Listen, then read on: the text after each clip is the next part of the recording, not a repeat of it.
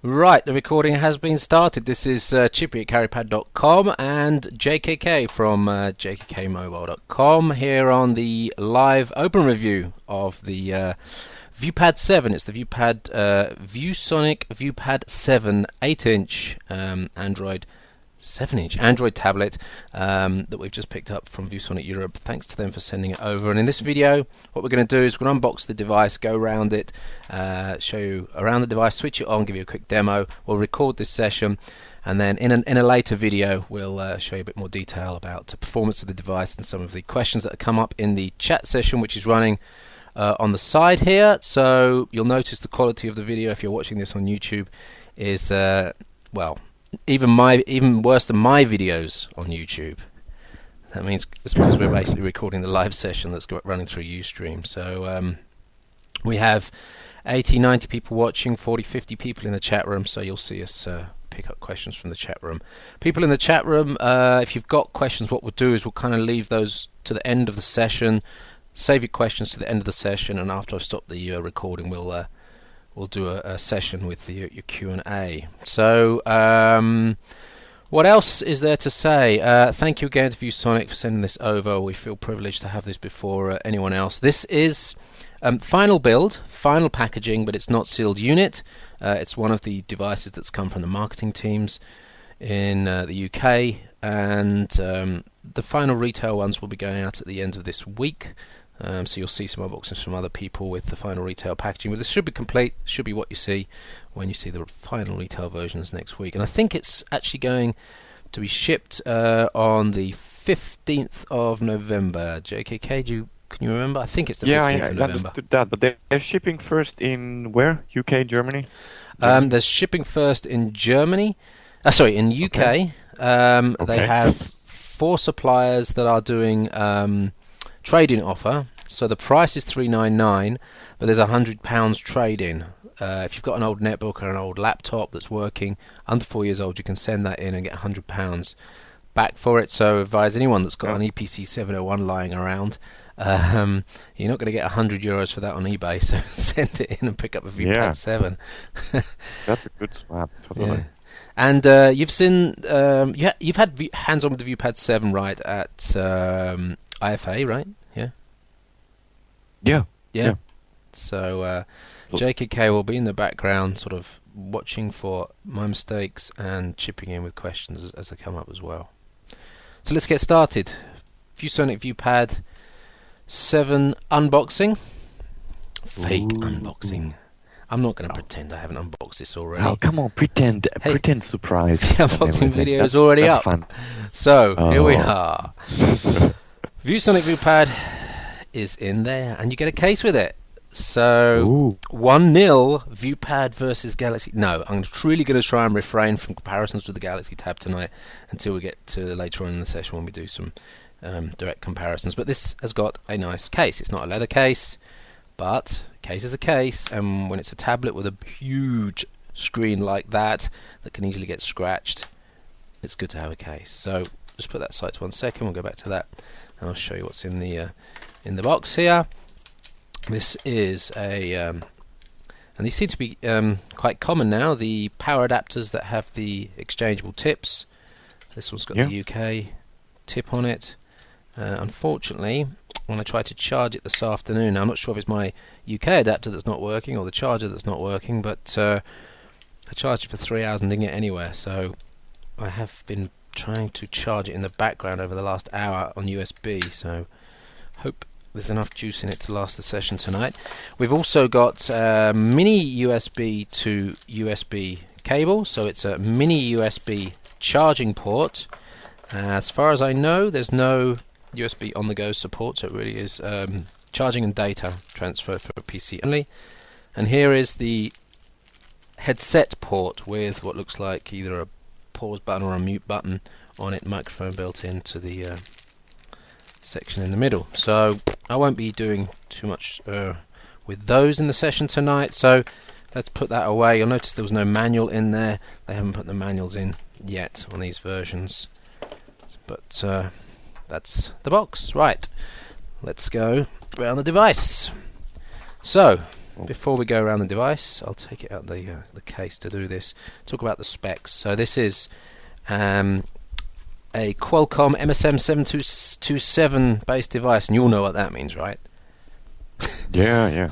It's an ARM11 based device, and basically, for anyone that doesn't really follow CPUs, this is something that's, let's say, last generation. Current generations of smartphones and tablets are using the new, what's known as Cortex cores, or variants thereof, designs by ARM. This is an older one, and so let's be upfront about this. It's not going to be the fastest on the market. It runs at 600 megahertz. It's got, however, the same GPU as the Droid, the Snapdragon platform. Exactly the same GPU. It's the Adreno 400, I think it's called. So 3D. You're almost saying I have 550. That's 600. So a little bit stronger, maybe. A little bit stronger, maybe. Yeah, okay. But the video subsystem on here for video playback is not even 720p, so it is limited to something like 480p in terms of resolution on hardware playback. So let's take you around the device. I also want to mention there's 512 megs of RAM in this, which helps a lot.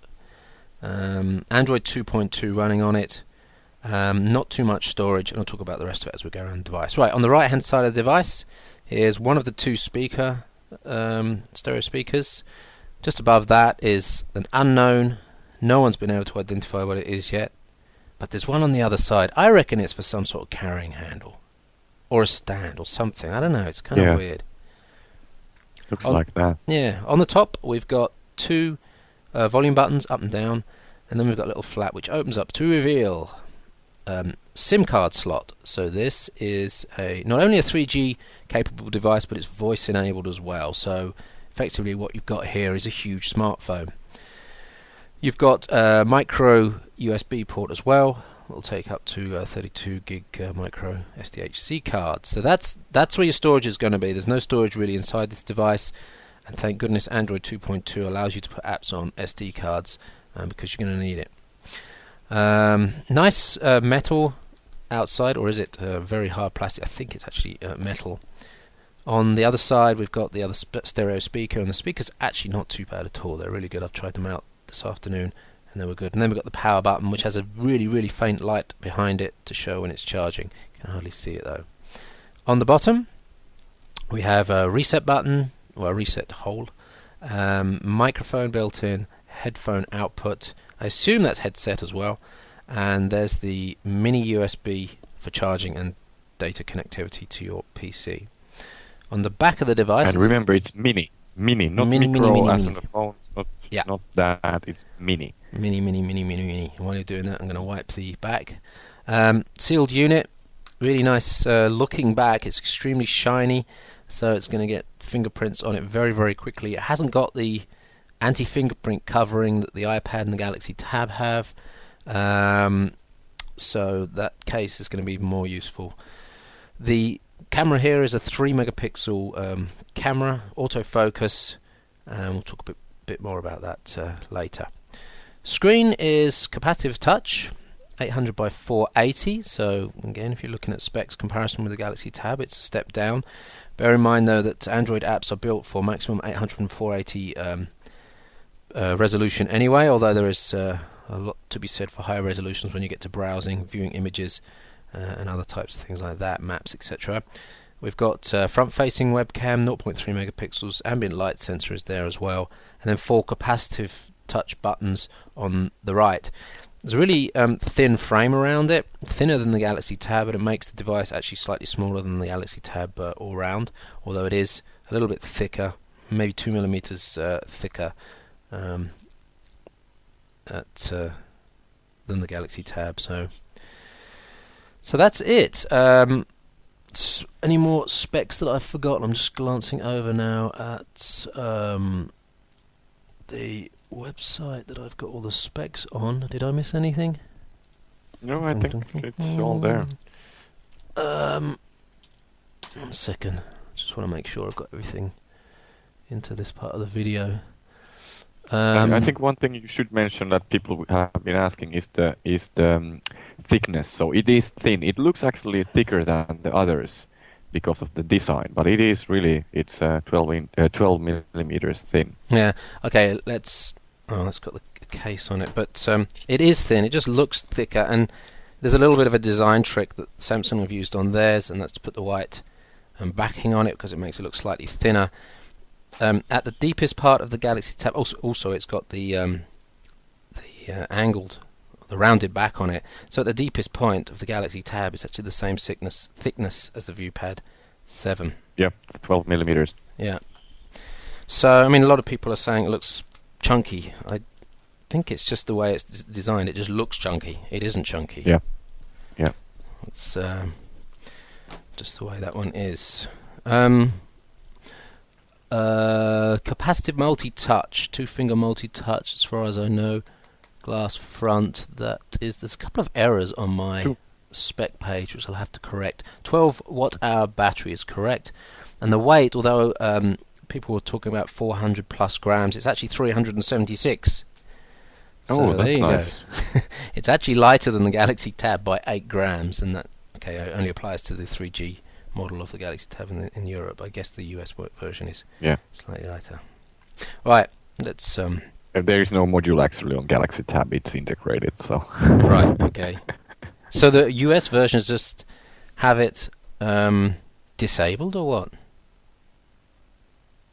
It's on the ARM chip itself, so like in the cell phone, there's no module.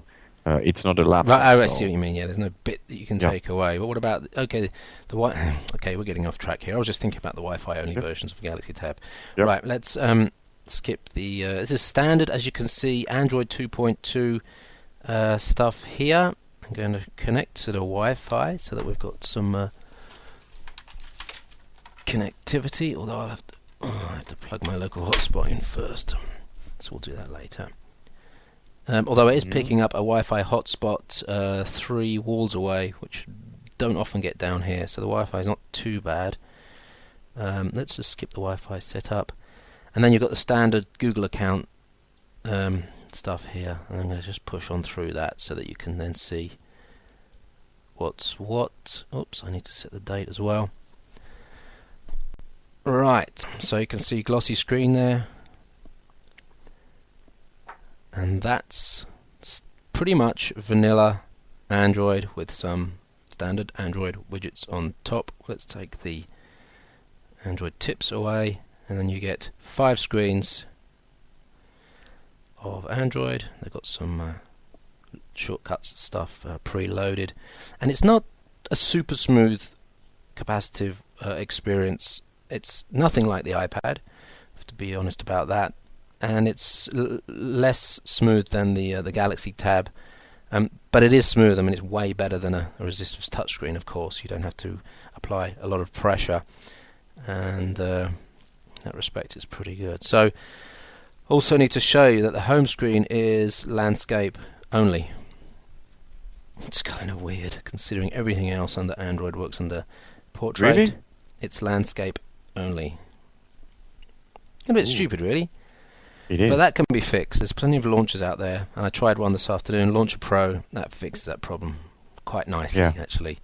So, in fact, I bought Launcher Pro this afternoon. I was so impressed with it. So, don't worry too much about that. You can fix that problem. Let's just go to the apps. You've got the standard app chooser here. I actually prefer this app chooser than the one on the Galaxy Tab. I think you can get to apps way quicker than you can on the Galaxy Tab. And everything's pretty standard, apart from maybe Aldico. That's not a standard Android app. There's also one file browser that I suspect is not a standard Android app, and that's about it. But the important thing here in the apps is that it's a full Google Experience Android device. So Gmail is there, Market is there, Maps, Latitude, Navigation, Places, and the YouTube player. So this is really what makes it stand out from a lot of the cheap tablets that are out there that are using open source Android. This is a Google Android device, not an open source Android device. So that's why it's got the phone in it. I guess it's been accepted because it's just basically been presented as a huge phone. Yeah. It looks that way right now. We should hear more from Google, I think, really soon about this kind of stuff. But yeah, it's a stupid thing, but that's how it looks. Yeah. So, all the other specs, I suppose we should mention: electronic compass, ambient light sensor, accelerometer, and GPS with a GPS capability as well. So, all the standard kind of phone stuff that makes the mobile internet experience kind of a little bit different to your net-top internet experience these days. Used to be, didn't it? The mobile internet experience was like second-rate internet experience. It's now simply a different internet experience. Yeah. In some respects, for some people, it's better because you've got the location aspect of it and all this kind of cool widgetry and application stuff going on. But it's not pure web, of course, but it's certainly a different internet experience. Anyway, do we need to do anything more in this part of the video, or shall I just quickly close this one off and then we can start taking questions and then do I think it's perfect now, yeah. app testing in the second video? I think it's probably best to just make that short and sweet, and to encourage people to come and watch part 2 of the video, which will be up on YouTube. And yeah, we'll close it off there. So thanks for watching. Thanks JKK in the background. Stay online, everyone that's watching this live, because we're carrying on right after this.